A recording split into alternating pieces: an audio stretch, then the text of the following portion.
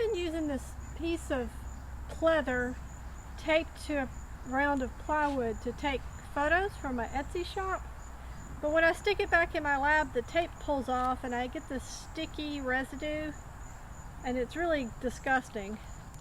So I decided I would clean this up, pull this tape off, and use some denatured alcohol to get the sticky off and do something else for my pictures. This plywood is too thin to staple the pleather to, so I wanted to do a new table with a thicker substrate. I like the round shape though. It makes it a little bit easier to frame the photos. I'm sure the audio is terrible. Sorry.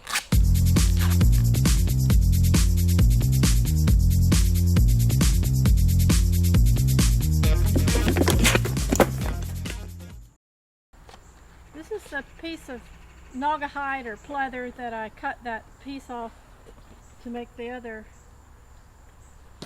section. I hope I have enough left to do this project. And I do. Good.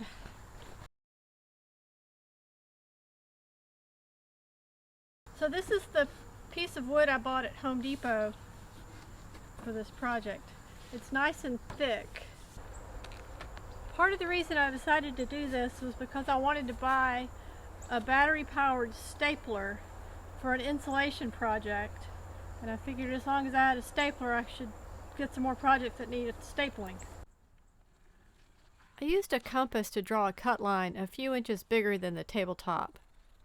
Then I just cut it out.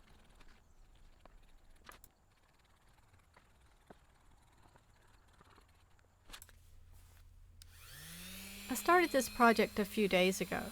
I sanded the pine round with 240 grit, then I brushed on a sanding sealer. I used Floetrol paint conditioner. It raises the grain a bit and dries enough to sand again in about 30 minutes. I did 3 coats. Then I decided to try a toner transfer technique on the bottom.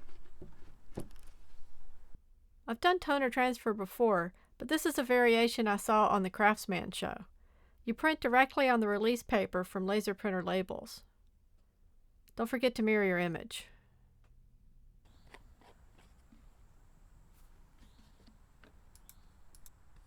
The Craftsman used Liquitex Gel Medium to transfer his laser printout, but I use Floetrol.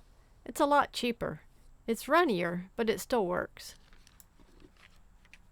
The lead shot was helpful, but I didn't feather the Floetrol enough and had to sand a lot later. I left it until the next day.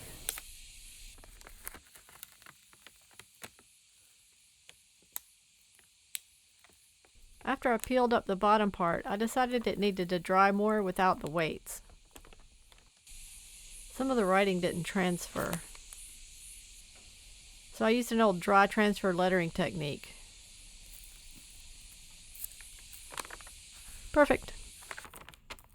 I had a line of goo between the lettering and the pine cone from not smoothing it properly, but overall it works great. I bought that HP laser printer in 1997 and the label paper is probably the same age. This method is no more durable than a water slide decal, so you have to put water-based poly on top.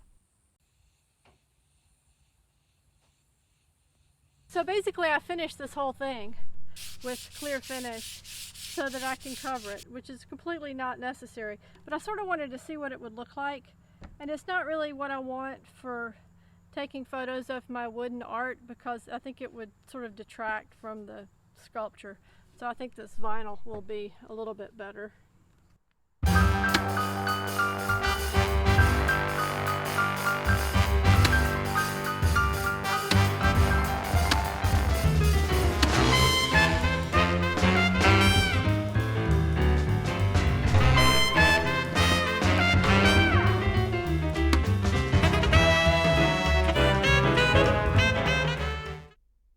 This tabletop is an upgrade to a Walmart folding table I bought about 10 years ago. Current price $19 each. It had adjustable height, but I'm not reusing that part. I measured the distance between the tops of the legs on the highest setting, but that didn't turn out to be helpful. I secured the wide side with the U-brackets and then used the soft scuba weights to find the spot where the legs came out the same height. I made a little pencil mark and then screwed down a scrap piece of aluminum angle. It's off-center because the legs on one side are curved. I never realized how funny looking these legs are. But back on the shed floor, it's level in both directions, and that's the main thing.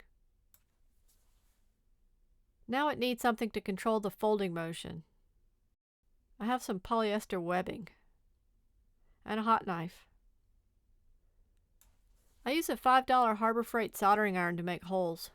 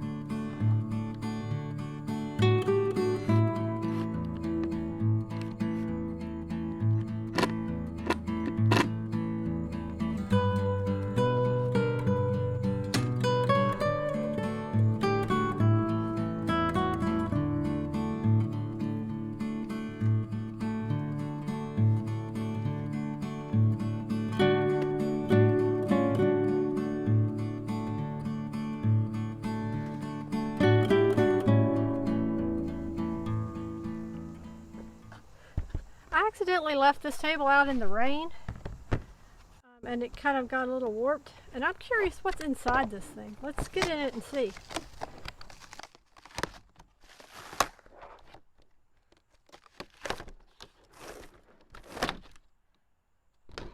So there's a thin plastic top with some cardboard laminated to it. Then a honeycomb,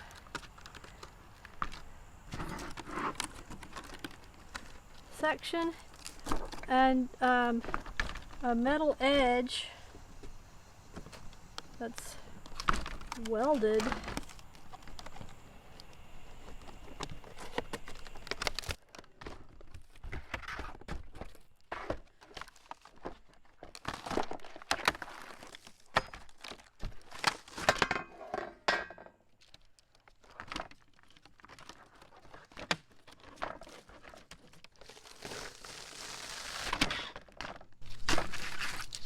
So that's fun.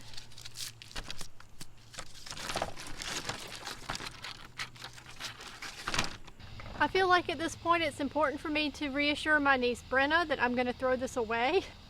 I promise that this won't be in my shed next time you come up here, Brenna. So the legs were attached to these things through the plastic. Pretty cool.